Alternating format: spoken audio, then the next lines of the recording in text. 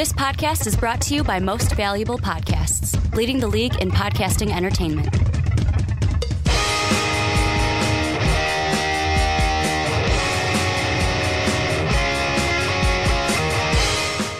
What's up, everybody? Ricky Widmer here, along with the Mark Weber. Dub them ease. Or, I'm sorry, at the Mark Weber. There you go. And we are back for another edition of the Onside Kick right here on Most Valuable Podcast, your one-stop shop for everything in the NFL. And Mark, today we are continuing our fantasy football rankings. We got two left. I got confused We're last almost week. at the end. I thought kickers was this week when we were doing it last week. I completely forgot about defenses. That is what we are doing today.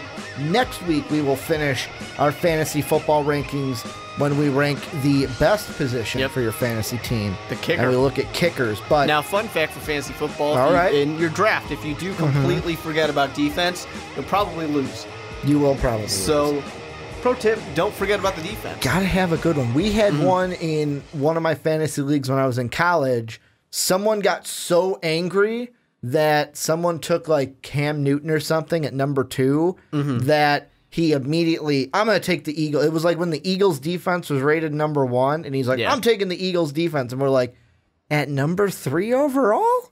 That's how high you're going to take it. Making sure he gets his defense. He then traded the Eagles defense 2 weeks into the season. But a little bit of housekeeping before we get started. Number one, if you want to help support the channel, go check out patreon.com/Most Valuable Podcast. You want to join a podcast, the $10 tier is how you do that. We also have t-shirts. Mark is actually wearing his today. You can get one of those MVP t-shirts with the link down below in the description. You can also find that link on mostvaluablepodcast.com while you're checking out everything for MVP that is posted. It's your one-stop shop for everything that we put out. And then last but not least, if you're on Apple Podcasts, you're listening on iTunes, you have an iTunes, you have an Apple Podcast, make sure to go on there, give the Onside Kick a 5-star rating, and type a little something about why you like listening to it, why other people should listen to it. It would really help us out, really help us grow, and it would mean the world to us if you guys would take the time and do that. But Mark, like I said, we're talking fantasy defenses. However, we're only doing the top 16. So because of that, we're only going to have 2 segments of actual fantasy football. Then we're going to close the show, going back to our original roots, kind of talking some news, going to be talking some trade possibilities, maybe some trade destinations for Earl Thomas this season if the Seahawks decide to trade him. But let's go right into our defense rankings. We're going to start with 9 through 16, and let's start at the bottom. Number 16, the New York Giants. Then at number 15, the Atlanta Falcons. Number 14, the Chicago Bears. Then at number 13, the Pittsburgh Steelers. Number 12, the New England Patriots. Number 11, the Seattle Seahawks. Number 10, the Carolina Panthers. Claw up. And then number 9, the New Orleans Saints. Who dat? The first one I want to mention is the Bears. This is a team that you had a little bit higher than me. I had it at 16, mainly because of what we were talking about last week of don't want to overhype this team. Yes, it has some young pieces. I know you told me before we were recording, hey, this is a top 10 defense last year. But to me, the big thing is why I had them so low is this schedule for the Bears is pretty hard. And they're going to be going up against some big-time offenses this year. Yeah, I mean, for sure they're going to see some good offenses. I mean, that's the thing that any defensive team, or defensive unit, I should say, in the NFC North, it's a little scary compared to some other divisions where you're confident of like, oh, okay, the Ravens are going to play the Browns twice a year. Whatever. You know, there is no cupcake in the NFC North, so you can't have any of that. The thing about the Chicago Bears where I think we are a little low on them is because, like I said, they're a top 10 defense last year. They had a great run-stopping defense. They had some powerful parts of the secondary. If you're a fan of PFF's grades, which I know some people in the comment section are, some people are not, the Bears had some top-level talent in the secondary positions as well, which surprises a Chicago Bears fan. So they had a lot of parts. And then you get Floyd back. Then you're also going to go ahead and add Roquan Smith, who's supposed to be such a great kind of instinctual linebacker, a kind of guy you want right in the core. And hopefully a guy like Fuller continues to be good, because I'm actually a little weary of that. I think he's going to regress this year. But this is a team that defensively should get better. And when you add in the fact that you don't have a conservative play caller in John Fox now, that offense should be on the field more often, in theory. And I mean, I'm going to sound a little bit like a broken record here, because I feel like I said this in our last week's segment when we had Patrick on, and we kind of talked about, are the Bears overhyped, or are we overhyping the Chicago Bears? The thing is, and we even mentioned this, I'm going to kind of give a spoiler, but not a spoiler. There was a tie in our upper top 10 or top 8 is how we're doing it. There was a tie with the Minnesota Vikings, and to be honest, the Vikings lost that tie because your argument against them was, oh, they're in the NFC North. They're going to have to go up against... Compared to the other team that is except in for a the other weaker team. division. And for me, because the Bears were also in a tie with the Steelers. Yeah. And that was virtually the reason why I put the Bears lower. Are in a division where they don't have as much competition as the Bears are going to have. They have the 0-16 Browns. You Yeah. win. Like, you win right there. And the thing is, not only do you have to go up against Aaron Rodgers, Kirk Cousins, and Matthew Stafford all twice a year, I look at this schedule. Here are some of the quarterbacks, just the quarterbacks, that the Bears are going to be playing. Green Bay or Aaron Rodgers twice a year. Russell Wilson, Tom Brady, Stafford twice a year, Cousins twice a year, Eli Manning, Jared Goff, Jimmy Garoppolo. The only one I passed on that I'll put an asterisk, two of them that I passed on that I'll put an asterisk next to, Jameis Winston, because really I have questions with Tampa Bay. Yeah, I think the Bears will win that one. And also Arizona, Sam Bradford or Josh Rosen, depending on what the Cardinals look like. But that one will probably be a winnable game. But most of their games, they're going to be going up against either good quarterbacks or, because those quarterbacks are good, really good offenses on top of it. Yeah. So I kind of feel like the Bears, if their defense stumbles this year, we'll look back fantasy-wise and go, man, you know what? They played well defensively, but when it came to fantasy, they just gave up a ton of points because they were going against really good defenses. Which is possible. Unless they rise to the occasion. They shut these good offenses down. But I'm going to go in favor of the offenses than the Bears' defense that isn't as proven. I'm going to believe in Vic Fangio because Vic Fangio knows how to get it done. But with that being said, you know, if I'm going in here and I'm like the 5th team to draft a defense and I'm drafting the Chicago Bears as that defense, I don't know that I made the right move. Yeah. But if let's say you're in a 16-man league and your team 8 through 10 and you're drafting the Chicago Bears defense, I think that could be solid. Let me ask you about a team, though. We talked about the team I put at 16. Let's talk about the team you put at 16. The New York Giants. Yep. What's going on in your head? Why you put them at 16? The Giants are too much of a question mark for me. You know, I mean... You're talking about I can't pick them to win the Super Bowl like I did last year? Well, you can. You can do it. You can do anything you want. I'm not going to stop you. Now, I'll make you hide in the locker room if you want to do that.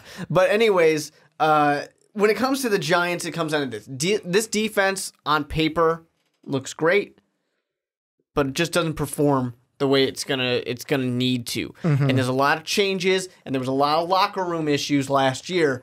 You have new coaches, but that type of thing does not automatically switch over. Sometimes it does carry over. And are there going to be leadership questions? And I personally believe that Eli Manning will start all 16 games. But if you start to have some leadership issues and issues with quarterbacks, those backup quarterbacks, I do not believe in them to not turn the ball over immediately. And Eli already turns the ball over a lot too, meaning this defense is on the field a lot.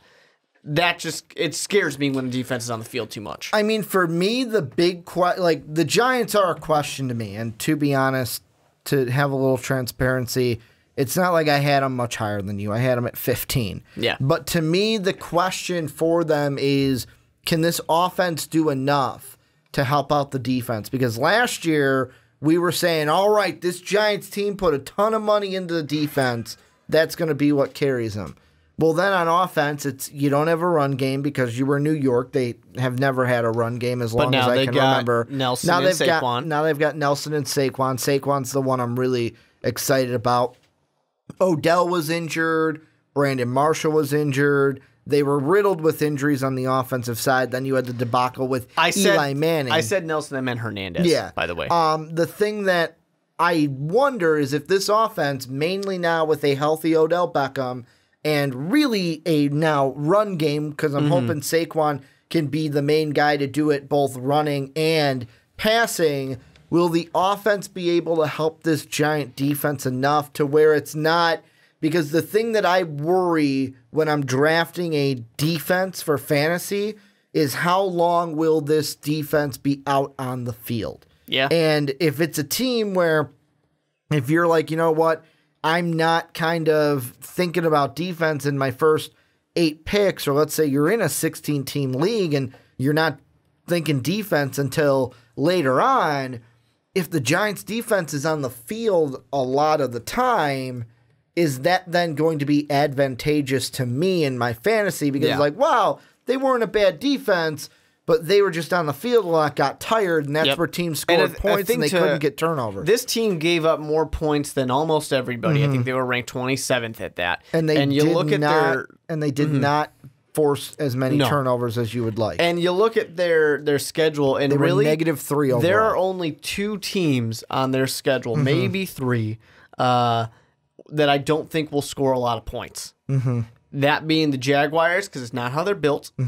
The Colts, because is Andrew Luck going to be there or is he not? And then I'll put the asterisk for the Buccaneers just like you did. Everybody else I think can score plenty of points on this defense because you're going against a lot of good quarterbacks, a lot of high-flying teams, a lot of teams that move fast. You're going to face a lot this coming year. The schedule for the New York Giants is not even slightly easy. No, it's not. And I mean, that's the thing where I think both the Bears and the Giants, by me and you, kind of had them hovering at 16 for both of our lists. Bears, Giants, you, is because the schedule is also tougher. Plus, with the Bears, they're on the up and up, but the Giants, so many question marks with... I mean, there are people out there who think that the Giants are going to be in the top 3 again this year. They could, but I mean, to me, there's so many questions on offense to where is the offense going to help the defense out? And if the defense is on the field a ton, they get tired. I mean, last year... I'm saying top 3 in the draft. Oh, in the draft. Yeah. Okay. People think they're going to be a top 3 pick. I thought you were saying like top 3 defense. No, which no one's saying that. I could see this team being really good and them being a fantasy steal, but I'm not banking on it is what I'm saying.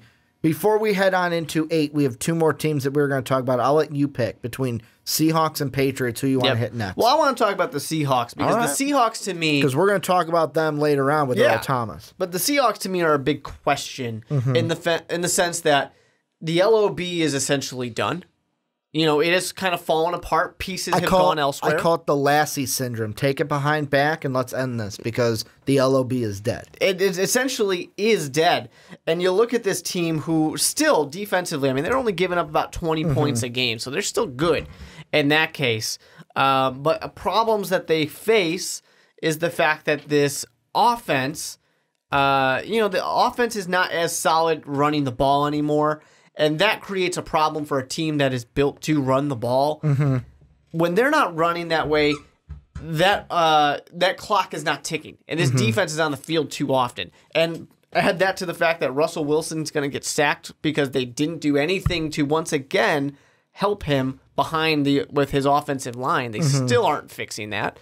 So it just scares me once again for this idea that here's a defense that I think is going to be on the field way too often, and they're no longer the very top of their division. They're going to compete, but there's no longer a guarantee that, they sit on top of the NFC West. Not only do you have to, it seems like each team offensively in their own division is getting better. And I mean, you have the Rams who already made their step last year.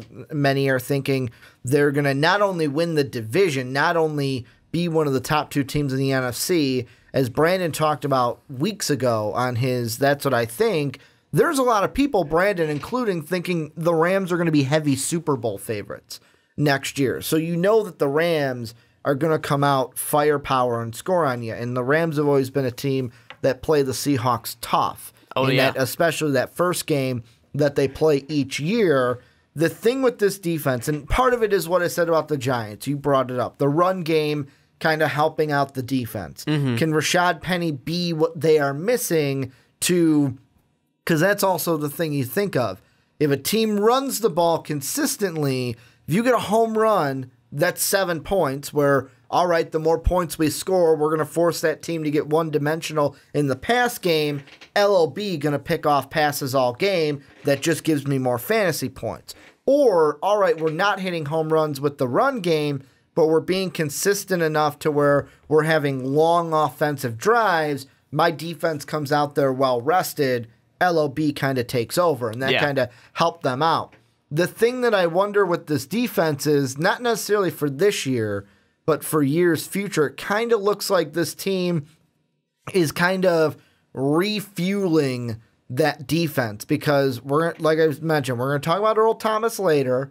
Cam Chancellor's another one that could be gone in a couple of years. Mm-hmm. But then you look at just this draft. They add some big pieces like Rasheem Green, who might start, Shaquem Griffin, that everyone was excited about. He's now paired again with his brother Shaquille, who is starting at cornerback for this team. Yeah. They bring in guys like Jacob Puig. They bring in guys like Poona Ford.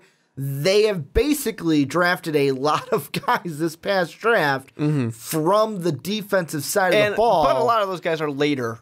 And that's what picks. I'm saying. Yeah. This year, we might see a dip from the Seahawks fantasy-wise, but I'm thinking with these draft picks, if some of them hit, that it kind of looks like the Seahawks overall are trying to refill that Legion of Boom, but it won't help you this year if you're trying to draft. And they kind of need to, and you know, part of it's going to depend on if you're someone who believes like Richard Sherman. If you're going to believe in Richard Sherman, who was saying that, well, he left. Well, he's gone now. That's what I'm saying. If you're believing in Richard Sherman when he says that Pete Carroll's kind of lost the team, you know, that's where a lot of the issues came. They came from Pete Carroll. That's not even the half of it. I think it was even, was it Averill who also said that? Like after that, he said after that Super Bowl when he didn't decide to run the ball, Marshawn Lynch divided the locker room. Yeah, divided everyone. And that's going to kind of play a little bit into when we're talking about Earl Thomas, when we're talking about Cam Chancellor. You know, with those type of guys,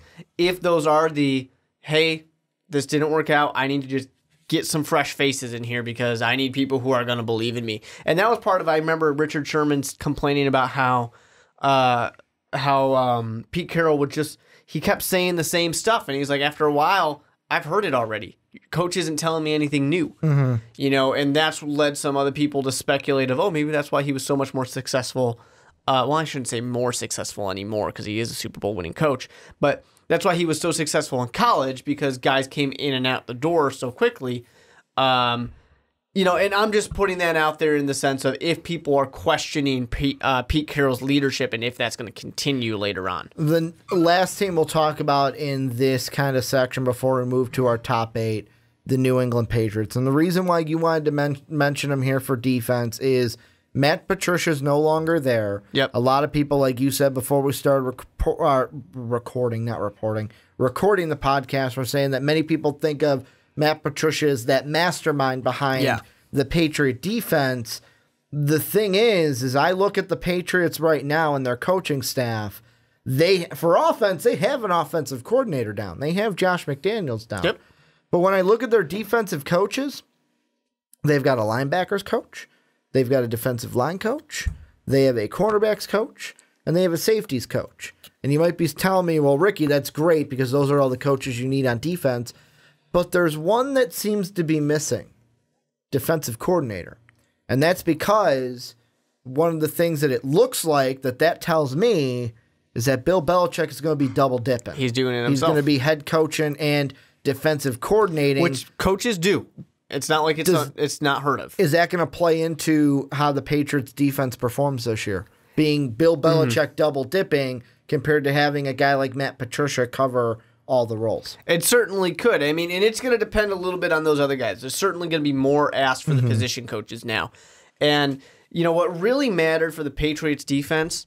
Turnovers. That's what mattered. And can they repeat that level of success that they've had now that they've had a great coach? They were and Patricia leaving.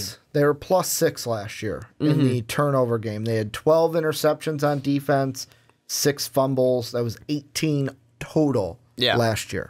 So they If they can continue that, then we have the Patriots ranked too low. But it's just with those changes, with Patricia leaving, are some of these guys going to believe in that still? Is Bill Belichick going to be able to give as much to that? Do you want to be one of those people that believes in ESPN? I know Sean is not one of those people. About the Brady-Belichick divide. Yeah, and if Belichick is also coaching the defense more hands-on now, that sounds, if you believe in that, that sounds dangerous for a locker room just in general.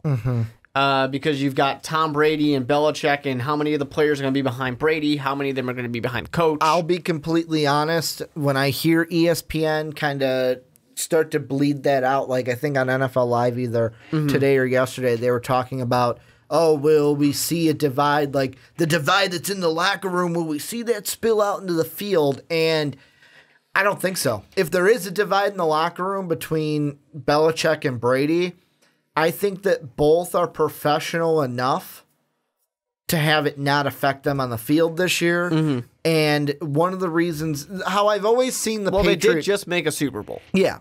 And how I've always seen the Patriot defense for the last, few years with Tom Brady is, for me, they've always been, and I might be crazy for thinking this, they were always a safe choice for defense because it was never a defense like last year. You get Jacksonville and, hey, I am going to get some points on defense. They're going to be high flying. A team like Minnesota where it's like, cool, I'm going to have some games where I get some real high points. The Patriots have some good games defensively, but the big thing is, and this is kind of a theme throughout how I think with defenses, is having Tom Brady on the other side of the ball is the defense's biggest asset. Because with Tom Brady doing what he does, controlling the game on offense, it takes a lot of pressure off of that defense, and they can be put in more beneficial situations. For sure. Because their team in the regular season, depending, let's say I'll throw out Buffalo or Miami or Detroit. Some of these games where it's like, all right, we're not playing from behind a lot, and we don't need to feel the pressure because we got Tom Brady on the other side kind of keeping us in front, that offense keeping us winning the game, and hey, we're not playing as long as you don't get into garbage mode. Which garbage time, garbage minutes, whatever you want to call it, worst thing for a fantasy football owner. When your defense is out there and nothing but second stringers. Yep. Well, I mean, for a defense, it depends on what your defense is.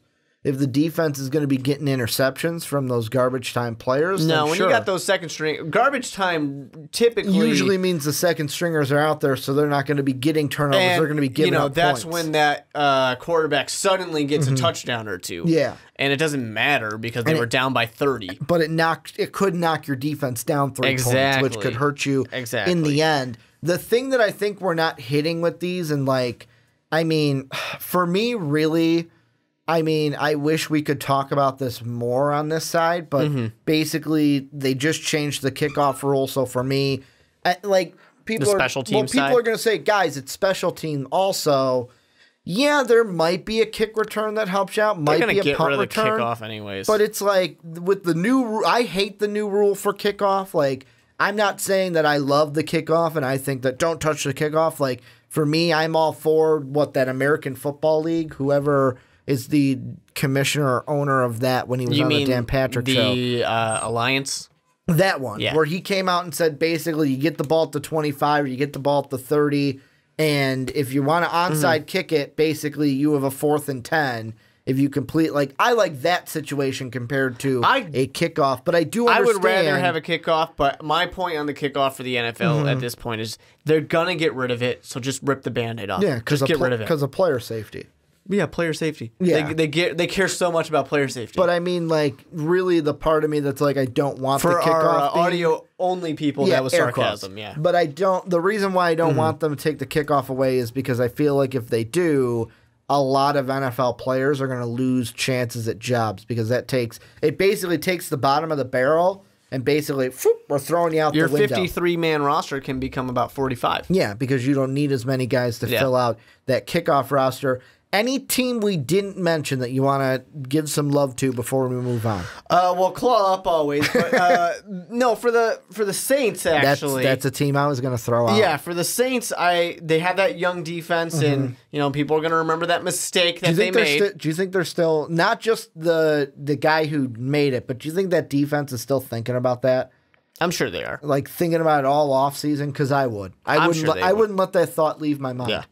If OTAs are happening, but day one of camp, I'm sitting that defense down. We're watching that play.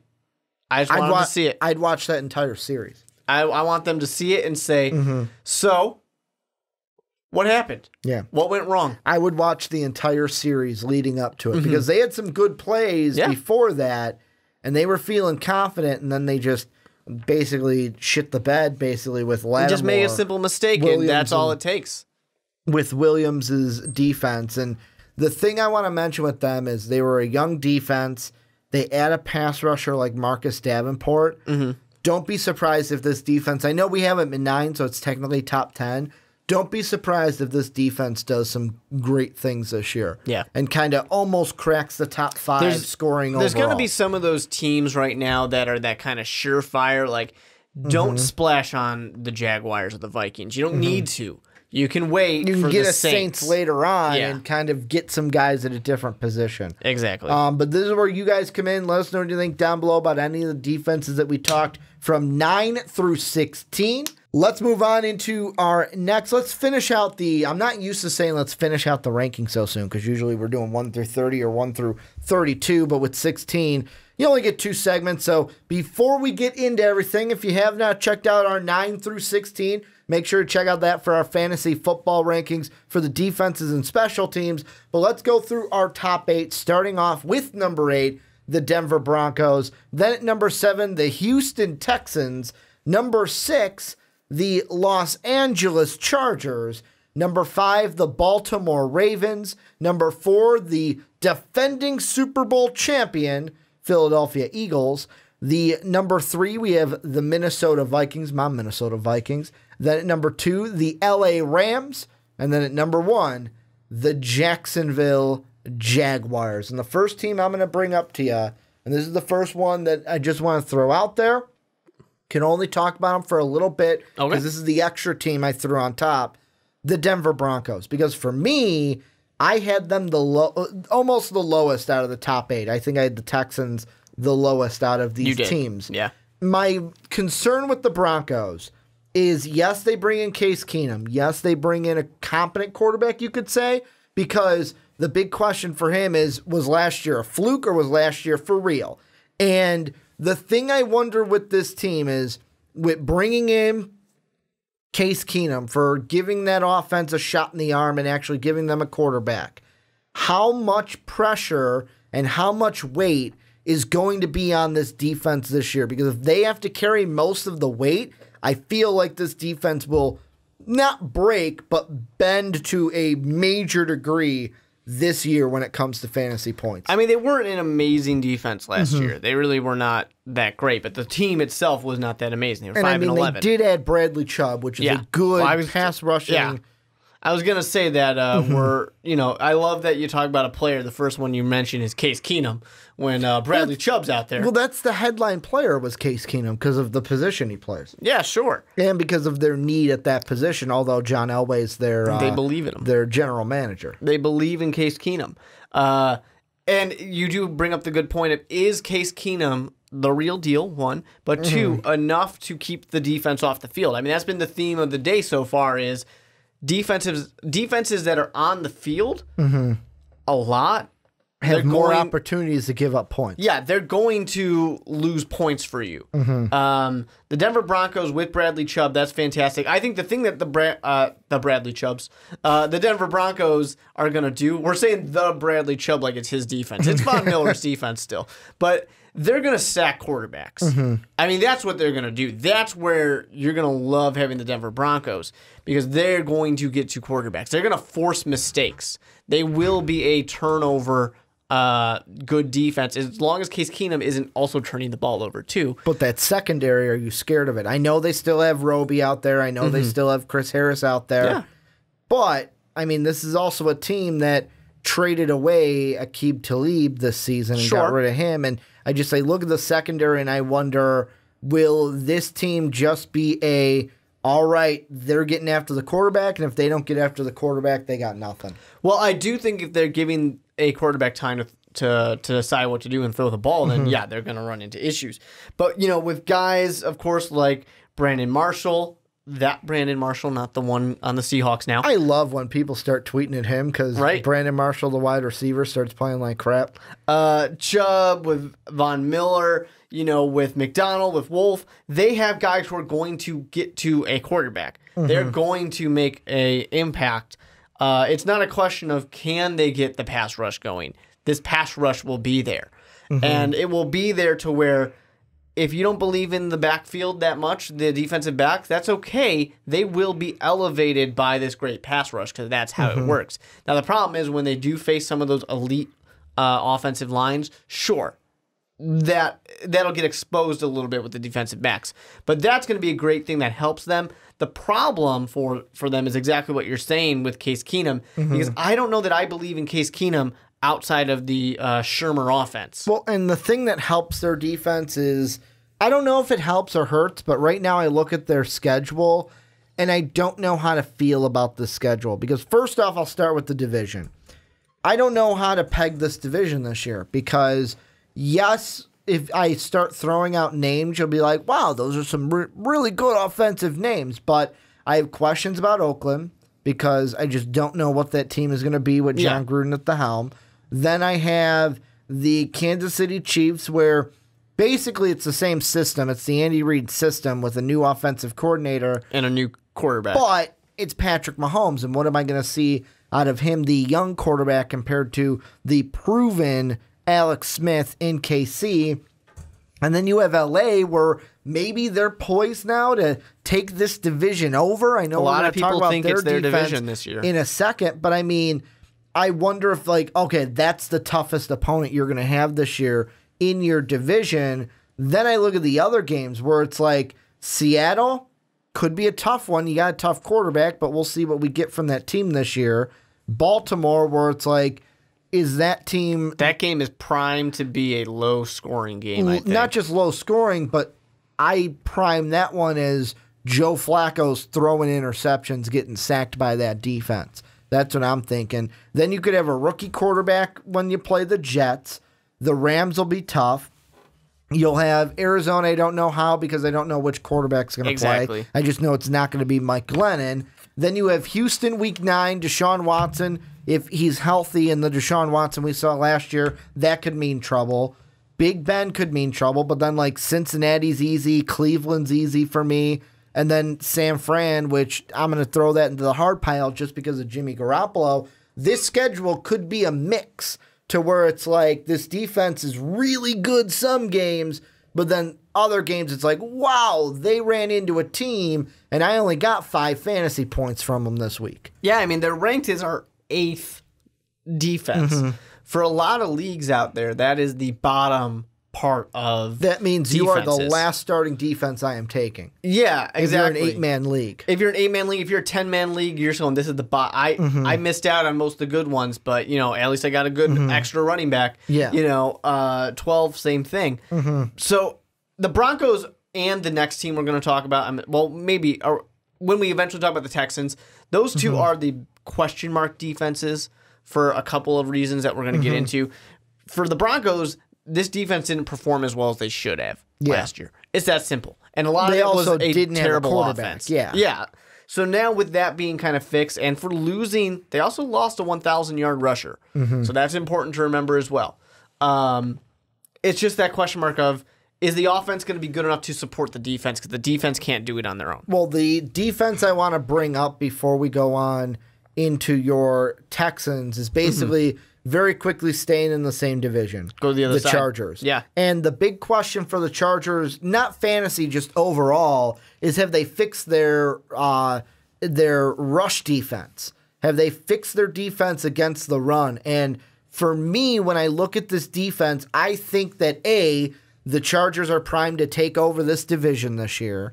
Two, they have the offense, they have the offensive weapons to aid the defense and keep them off the field and rested, so when they go out there, they are rested. And they also have guys who, with the run defense, I'm not quite sure if they fixed all of their problems there. However, the thing I do know is that front of Melvin Ingram, Corey Liggett, Mabane, and Bosa, they're going to get after quarterbacks. Pass rush is awesome. They are going to get after quarterbacks all day, every day. Oh, and in the secondary, they added a little guy called Derwin James later in the draft, who was an absolute steal.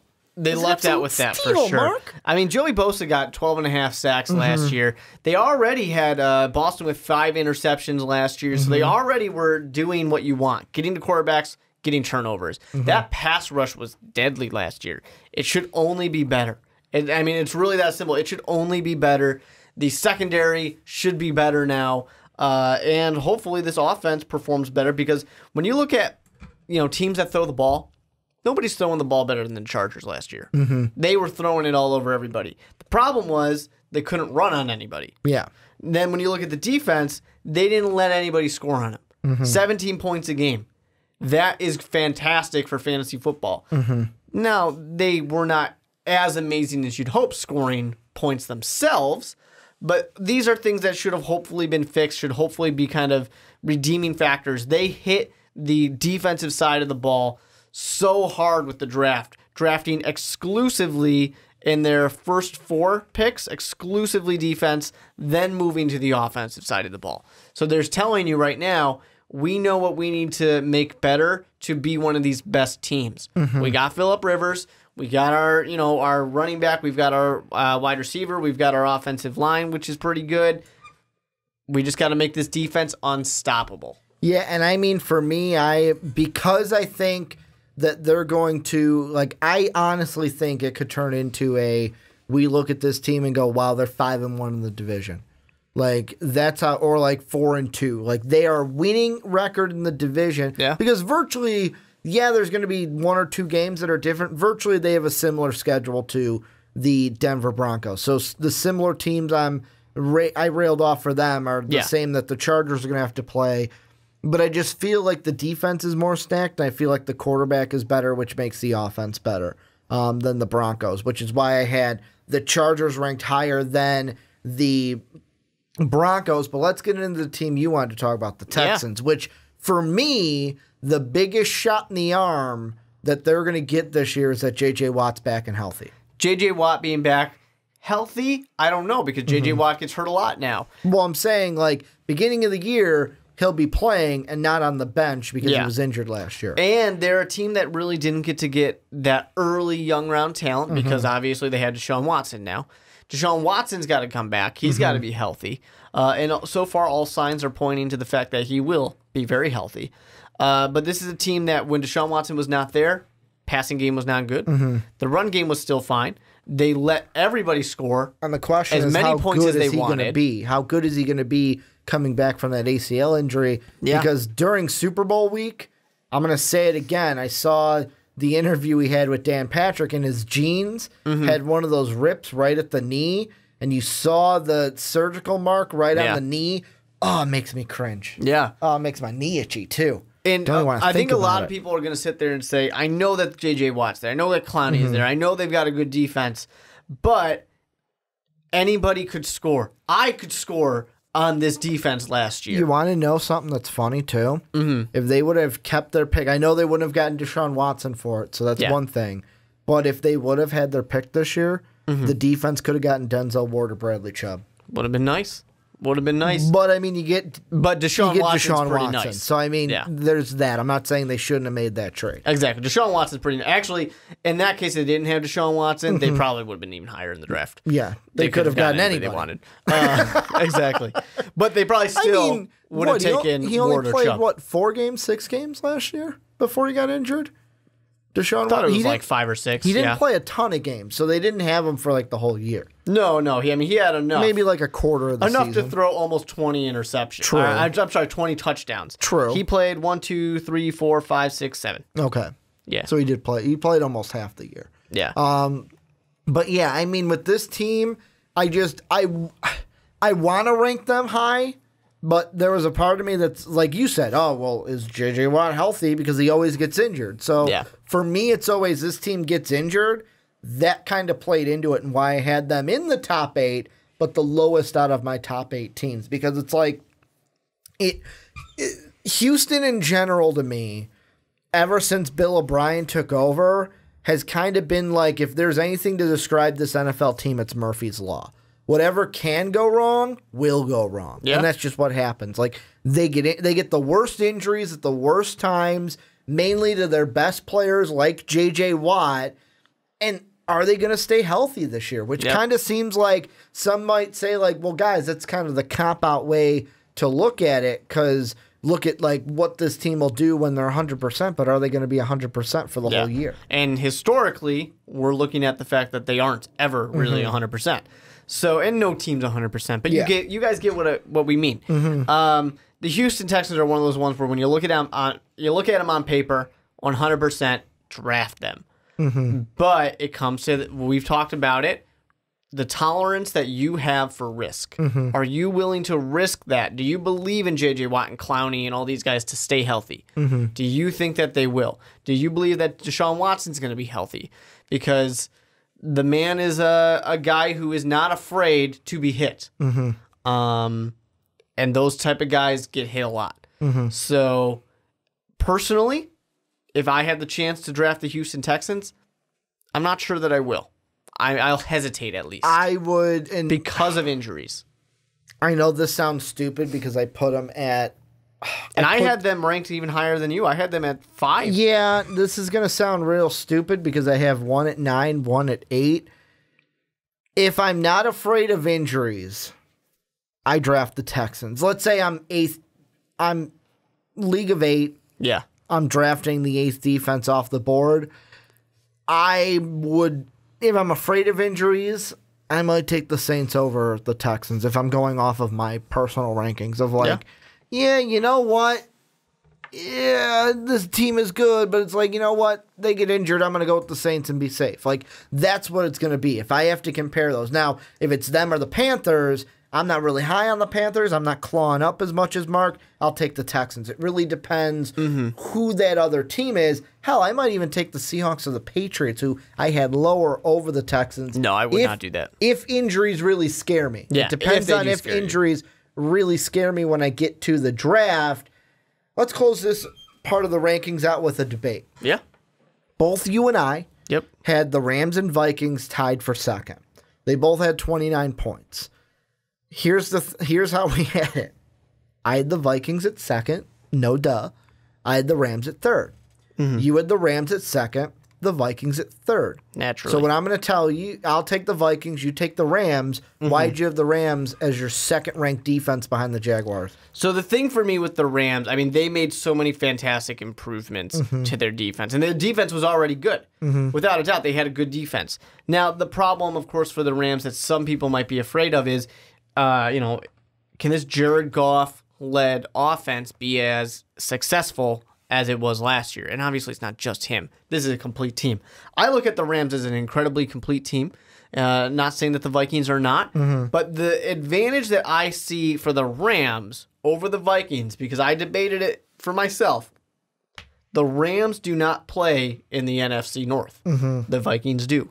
The NFC West scares me less than the NFC North does when it comes to a defense and the players and the teams they have to face.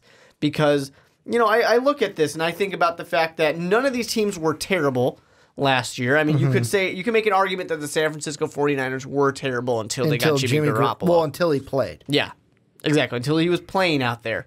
But because they didn't play him right away. The Arizona Cardinals have a quarterback that most likely will get injured and then a rookie. The Seattle Seahawks are a team that's kind of falling apart a little bit. The defense is not as good. They still got a lot of great pieces, but they still haven't really addressed the offensive line, which has needed to be addressed year after year. The San Francisco 49ers are, even if you are a big Jimmy Garoppolo believer, you at least have to be able to admit that, but he has to be able to do it again. Because if Jimmy Garoppolo cannot perform the way he did perform in those 6 games, then obviously the San Francisco 49ers are not a team that's going to be just fine without him. They still have a lot of holes. I'm not that scared of the rest of this division. And the fun fact about this is actually the fact that the LA Rams will be playing the NFC North this year, part of their thing, but at least they don't have to play them twice. They don't have to play them twice, so that makes it a little bit easier. I just think that the Rams' schedule is just a little bit easier than the Vikings' schedule, who's got to go up against an Aaron Rodgers, a Matthew Stafford, this Matt Nagy offense. I'm not willing to put Mitch Trubisky's name out there first, but Matt Nagy's offense, they're both going to play the Eagles. They're both going to play each other. They both play the Seahawks. The Vikings, unfortunately, have to play Tom Brady. I don't believe that the Rams do that. The one advantage I think the Vikings have, they get to play the Jets. See, but this is the thing. And for defenses, especially for that Patriot game, that might be a game that although I have the Viking defense, this is the thing with these defenses where, the Vikings, I'm not going to be afraid of that Patriot game because for that game, I'm treating it like a bye. I'm going to bench my defense, play a matchup that's better. Sure. But when you draft a team, you want a team that's going to be more there. Consistently. But if you're, that's the thing with defenses, and this more so we should have probably talked about in the last segment than this segment. The great thing about defenses is, hey, I'm not really positive on this matchup. I'm going to go and get this defense to play the better matchup. And somebody will be playing the Browns that week. Now, we keep making fun of the Browns, and the Browns should have a better offense this year. Yeah. So maybe we should pick a different team to make fun of. But you get the point. They went 0-16, so until they win a game this year, I'll make still fun. there. Yeah. One win. But the thing that the thing that I find funny about this Viking defense, and I'm trying to figure out in my head why it was like this fantasy-wise. Let me just run through really quick all their points against last season. New Orleans week 1, 19 points. At Pittsburgh, 26. Tampa Bay at home, 17. Detroit at home, 14. Chicago, 15 at Chicago. Home against Green Bay, 10. I believe that was the game where that was the one where Aaron Rodgers got injured. Baltimore at home, 16. Cleveland on the road, 16. Bye week. Then they basically, besides 3 games, turned it on. At Washington, 30, so they didn't do well that game. The Rams only gave up 7 points. At Detroit, 23. At Atlanta, 9. At Carolina, 31.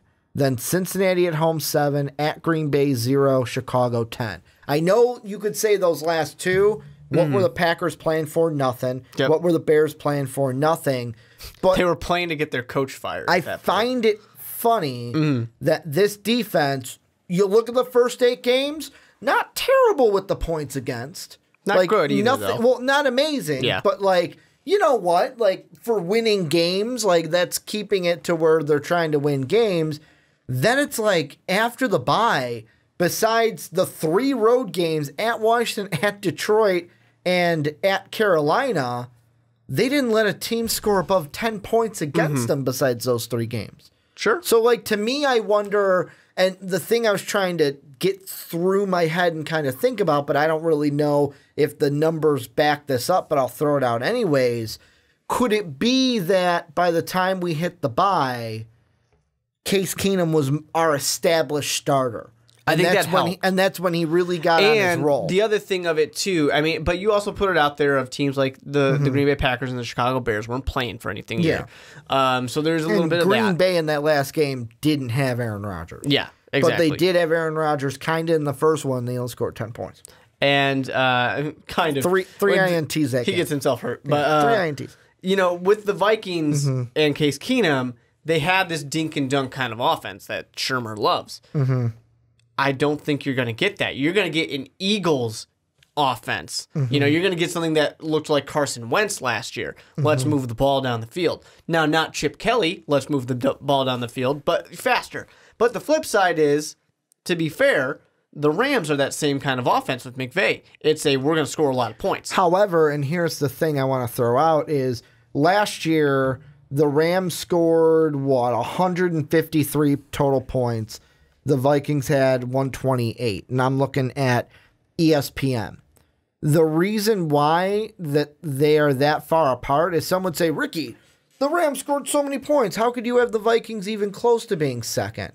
The Rams had 2 defensive touchdowns against the Colts, 2 defensive touchdowns against Jacksonville, a defensive touchdown against Arizona, a defensive touchdown against Philadelphia. That is 4 defensive touchdowns. Yep. 6, 12, 18, 24 points, all off of defensive touchdowns, which basically, if we take those 24 away, closes that gap major. Huge. Sure. If you take away certain points, obviously they'll be closer. Whereas the Vikings, they only had 1 defensive touchdown, and it was a interception return to the house against Cincinnati. Mm-hmm. So, to me, I wonder, are the Rams going to be able defensively? Well, they're a better defense this year. They should be. They did add some names. However, are they going to be, are they still going to be that team that takes the ball away and gets into the end zone? Are the Vikings still going to be that team that, hey, we're just going to try to win games? We're going to be a defense that wins games. We're not going to care. Not that they care about what goes on in fantasy. I mean, Jones-Drew kneeled at the 1 because he wanted to screw over his fantasy owners. Yeah. And I just wonder if that's going to be the same case. Plus, with the Rams' offense, and this is minor, but I'm still going to throw it out, are teams going to have a better idea of what to expect from McVay and Goff because now they have an entire year of film? It's definitely possible. It's a minor thing. I'm not going to say it's a make or break thing, but if that happens and the offense is hindered in some way and the defense, like we said, has to play more. The big question is, Ndamukong Suh, he's out there. I mean, you got multiple guys who are known for penalties. But is that going to be something that hurts the Rams? Because you're basically shortening that field and making it easier for an offense to score. Any team that we didn't talk about that you want to mention? I think that the rest of them are surefire things. I mean, the Jaguars, there's no doubt there. There's no doubt about the Eagles or the Ravens. Are they still going to be at the end of the year? Are we still going to think the Jaguars are the best fantasy defense, or do they take a step back from last year? I don't necessarily think they'll take a step back from last year. I think they'll still be good. Yeah, I believe in them still. There's a reason I put them number 1. Yeah. And I think I had them last year as my defense in fantasy. The one that I'm interested the most about is the Ravens. And the reason why is if you look at, let me see if I can pull up these team stats again. If I go to give and takeaways from last year, Baltimore had the most differential, and I believe they had the most total takeaways. They did. They had the most total takeaways, 1 more than the Jacksonville Jaguars. Jacksonville was a plus 10, though, because Blake Bortles. Yeah. 22 INTs, 12 fumbles.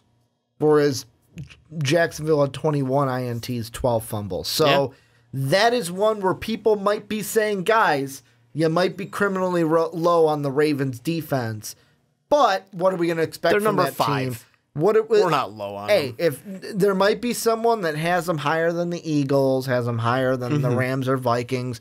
I think that you could make a case, if you wanted to, for the Ravens to be a top 3 defense, but I would not. I would put them right where I did. I would be too worried about potential Joe Flacco things. Yes, because I had them at 5. Basically, if I'm looking at my top 5 compared to ours, my top 5 is exactly the same, except I flipped the Vikings and the Rams. Yeah. Whereas yours, you have the exact same top 4 with the Chargers. The only thing you think is you flip the Texans and the Ravens. Yep. Where you had the Ravens out of your top 5, Texans in your top 5, and I had that vice versa. But anything before I should throw it on to them for comments? No, let's see what they got to say. Mark's like, no, we pretty much talked about almost everyone. We did pretty much talk about everybody. That's the nice thing about when you only got 8 teams. And this is where you guys come in, camera shuts off, looking at the logo on YouTube, but it doesn't matter. We're going to be moving on a little bit. Let us know what you guys think down below in the comment section about our 1 through 8 defenses and our rankings in total if you're listening on podcast services around the world. But let's move on into our last segment, Mark, and we're kind of going back into something that is not foreign to us. I mean, we've been doing rankings, so we haven't really been doing news stories here on the onside kick, but with the rankings only going to 16, decided we needed a little something to supplement that time, and we're taking a look today at, to me, it was between one of two things. It was either talk about T.O. saying that he could play at 44, and if a team should go ahead and invite him to training camp, or talk about something a little bit more serious in the Earl Thomas trade discussions for this season. And just to kind of set everything up in case you guys had forgotten, at the draft, apparently the Seahawks were looking to deal Earl Thomas if they could get a first-round pick, a second-round pick for him, and there was a reported trade with the Dallas Cowboys that was offered.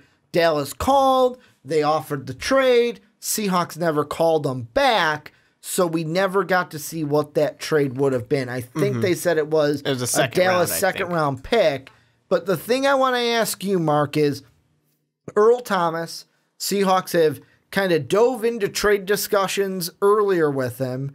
He's a free agent at the end of the year. Does Earl Thomas, or do the Seahawks trade Earl Thomas this season? And part of the thing that a lot of people are talking about is the fact that Earl Thomas not showing up to the OTAs, the voluntary workouts. Well, he wants $11 million as his annual salary. Me too. So there's that too. I would love it. He wants a little bit of some moolah from the Seahawks if he's going to re-sign. You know, you don't necessarily blame him, but here's the thing with the Seahawks, and the thing that I think a guy like Earl Thomas needs to look at is they've already kind of said that, yeah, you defensive guys, it was fun, but we're not paying you. Yeah. You know, and Earl Thomas is 29, so it's not like he is, you know, that old in football standards. He's still playing at a very high level. He's still doing, you know, great things to lead a defense, to lead a team. But I kind of don't think they're going to pay him. I don't think they're going to necessarily trade him, though. I would be a little surprised about that, because if that didn't work on that draft day, if they were not willing to pick that phone call or pick up that phone and return that call, that trade, then I think that was the time to do it. This is probably not going to happen at this point, unless the Seahawks really have a bad year and then maybe a little bit later in the season. But right now, I don't see it happening. It's too late. The first thing I think about is whenever we talk trades in the NFL, my first reaction is to say no. Like, usually when it comes to, when we get to the actual season, take draft out of it. Like, draft, we see trades all over the place.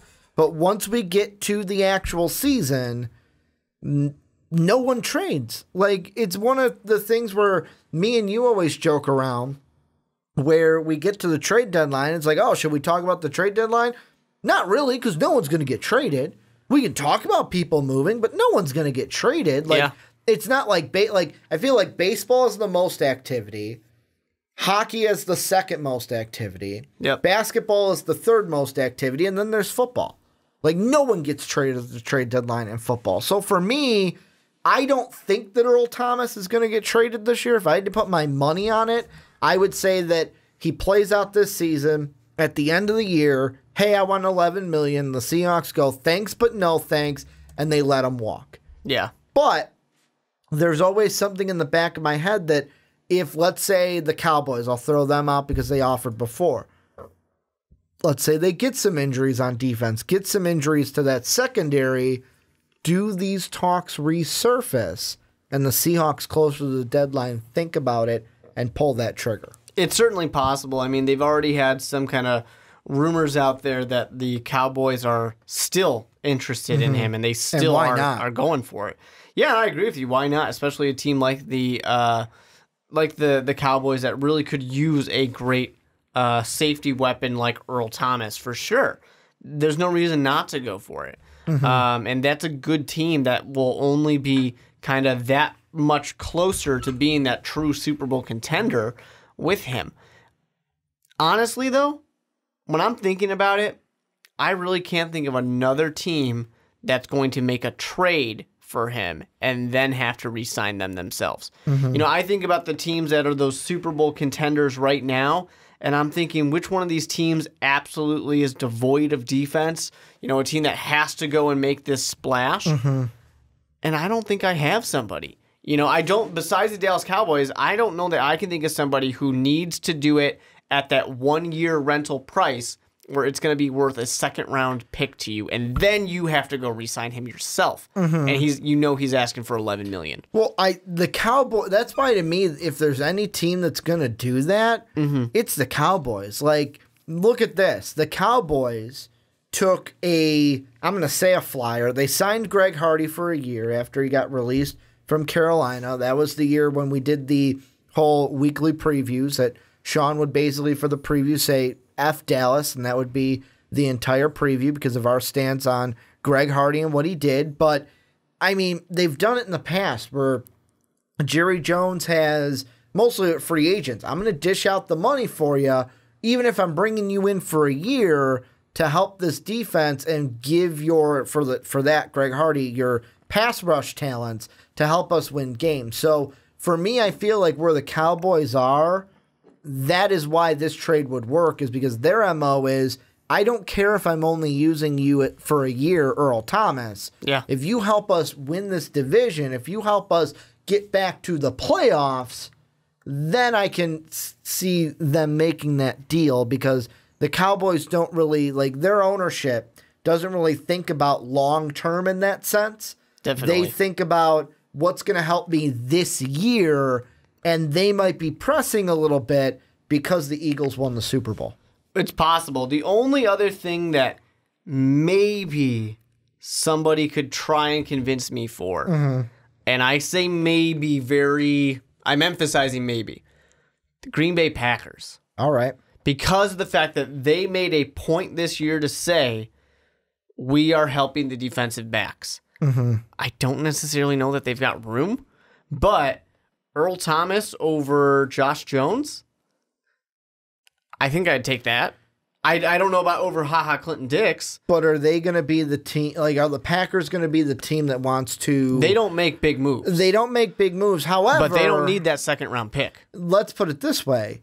We've said, the Packers don't make big moves, but they kind of did make a big move with the Cleveland Browns this offseason, where not only did they take in Deshaun Kaiser, they moved Demarius Randall. Yep. Like, that was like, when that happened, I was like, whoa, holy crap. They got rid of Demarius Randall. And I mean, for me, the only reason why I necessarily don't see that trade happening is because Earl Thomas plays the free safety for the Seahawks, and that's Clinton Dix territory, unless you feel like either one of those guys could move over to strong safety. And the fact as well that Josh Jones was a last year's draft pick at the second round. So that would basically be them giving up on him. Yeah, I just don't see that happening. That's why I was saying the strong maybe, but the only other team you could convince me is a team that is ready to make a splash, and Earl Thomas is that one. Because I do think Earl Thomas, I'll take him over Jones for sure. Well, but it's not the best fit, and it's just not likely that a team like the Green Bay Packers would do that. But hey, it's a Super Bowl contender every single year who has said defensive backs need to be better this year. I also feel like the Richard Sherman, how that all played out, is foretelling or foreshadowing on what to expect here. Yeah. Because with Richard Sherman, they didn't move him, mainly because, let's be honest, with Richard Sherman, I ain't going to move you. You're good. I'd rather have you play for me and not hurt me than trade you somewhere else and the possibility of you playing me someday. Although now you got to play him twice a year. You could have ensured that it was someone you don't get to see twice a year. Well, I mean, at the end of the year, he could have left and went to the 49ers anyways. But he probably would have gotten paid by the team willing to trade for him. But that's another thing. He went to San Francisco, and he's like, one of the main reasons I came here is I get to play you guys twice a year, and I'm going to beat you twice a year. Exactly. But Earl Thomas isn't the only one that's going to be in this situation, because I'm looking at contracts right now for Seattle. Earl Thomas at the end of this year wants $11 million. He ain't going to get that $11 million. I think what's going to happen is, I'll give the answer right now. He doesn't get traded. He plays out the full year if he's healthy with the Seattle Seahawks. Sayonara, you're gone at the end of the year. Then they have two other contracts on the defense that they also have to think about. You mentioned Earl Thomas, 29. They have Cam Chancellor, who is 30, who, yeah, he's got 2019 and 2020, but that's a contract that is going to be coming up. Do they think about moving him in the next 2 years, or do we see a similar thing play out these next years? 2020 happens, bye-bye at the end of the year. Then they also have Bobby Wagner, which they did have a potential out last year, didn't take it. I mean, Bobby Wagner only 27, so he is a little bit younger, but he's got this year and next year, then he's a free agent. So, I mean, to me, I want to know, and we mentioned this defense in our rankings, I really want to see what happens with this defense, because it's kind of, I've heard people it was either on NFL Live or on the Waddle and Sylvie ESPN radio talking about defenses. And they brought in the Denver Broncos defense as the example. Like, oh, right now you're good, but these defenses, because of age, because it's hard to keep them together with money, these great defenses have a short shelf life. And we are seeing the end of that shelf life for the Seahawks, to where it's impossible to keep these contracts together. They're all getting old, and once you get older, it's harder to play that defense. It's not like quarterback where, I mean, I'll bring Terrell Owens in, where he was talking to the Herd about playing, and the Herd goes, you're crazy. You're crazy for thinking you could play at 44. And T.O. actually had a good response. He goes, you only think that because it's never happened. A wide receiver hasn't come in at 44 and played. He goes, the only reason you say that about Tom Brady when Tom Brady says he can play the 45 is because you've seen him play at the levels he's at. Plus, playing the quarterback that he does is a lot different than playing the wide receiver position or the free safety position. So, getting back to the Seahawks, though, I feel like this defense has hit its shelf life, and that's why we're seeing all these draft picks coming in, because we're going to infuse we knew this it was going to happen. Mm-hmm. I mean, it's the same thing that... we've been talking about this for years. Yeah, in 3 or 4 years, we're going to see it with the Eagles and with the Rams, and then eventually with the Chicago Bears, because that's a young team as well. We're going to see it soon with the Vikings, maybe. That Vikings defense, probably in about 2 years, is going to be torn apart because of money. I wouldn't say torn apart, but, I mean, there will be guys that leave. You can only pay so many people. Yeah, there will be guys that leave. And that's exactly what we said with the Seattle Seahawks, that they did such a great job drafting this young talent, and Russell Wilson was a huge part of that in being a great quarterback on a rookie deal as in later round or mid-round rookie deal. So you had such a huge advantage. Once you had to start paying people, anybody who thought about it knew it's not going to be as good of a defense. This defense will come apart. And hey, that's what the NFL is set up to be. The NFL is not set up for dynasties like the New England Patriots. That's not how the NFL is supposed to be. It's supposed to be, this team is good this year, and in 3 years they won't be good anymore. Then this team will be good. It is a league designed to constantly ebb and flow for teams to be good and bad and then middle ground and all over the place, because of that cap limit. That cap limit is set there to do exactly this, to make sure a team can't be the Golden State Warriors. To make sure that doesn't happen in this league. And I love it that way. It's great to see. It was great to see a team that be good like the Seattle Seahawks. It's great to see them come back down, and then other teams like the Eagles, like the Rams, like the Vikings. I don't want to see the Vikings, but it's nice to see those teams rise up and the Jacksonville Jaguars take their place. Here's the thing I want to ask you, and this is getting a little bit away from Earl Thomas, but I want to ask it anyways, is we mentioned in our rankings, didn't really talk about it much, was the comments, I want to say it was by Cliff Averill, where he says basically the Super Bowl where Marshawn Lynch, they didn't run it on the 1 yard line. That was the one where it's like, hey, you know what? The locker room started to divide at that point.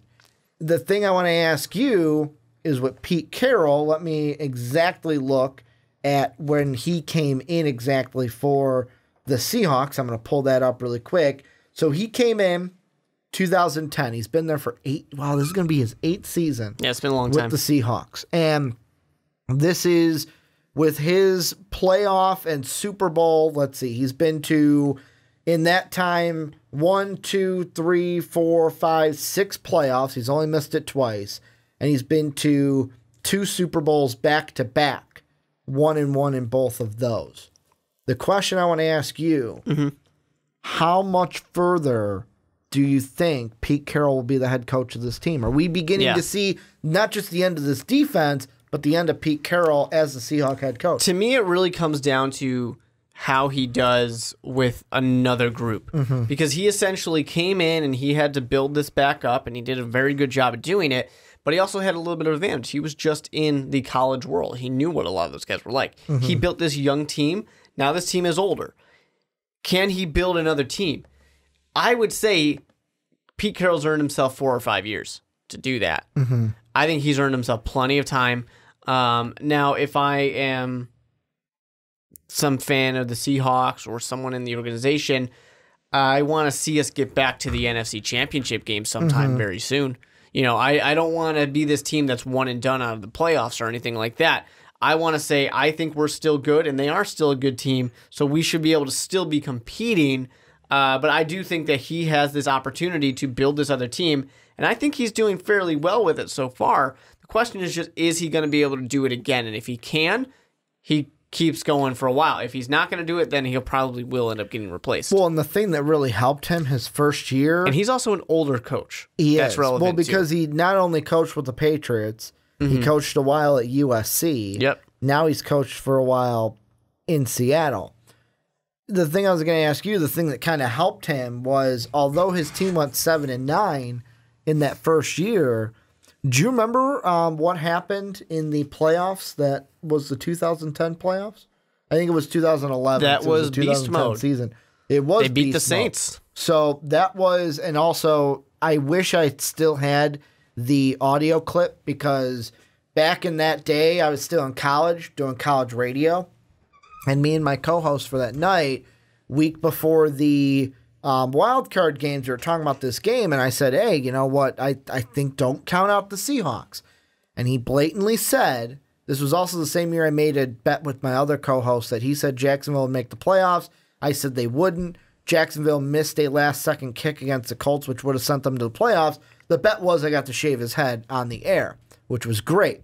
The other one was with this game, my other co-host said, I don't see that happening. If the Seahawks win, I will shave my head and my eyebrows. I let him keep his eyebrows, but really... So kind. He should have shaved his eyebrows also. But that was the year they beat the Saints after being 7-9, getting a home game for that too, being a 7-9 team with a home game. And then they lose to the Bears. Bears go on to the NFC title game, and that's where you got to see Jay Cutler ride the bike that everyone likes to talk about. That's right. Where you guys lost to the Packers and see them win a Super Bowl. Where his legs exploded. Where his legs exploded. But any final thoughts you got? Because I kind of feel like we've gotten to the root of this. I think that we are seeing we have been seeing the beginning of the end for the Seahawks for a while. The beginning of the end was that Super Bowl.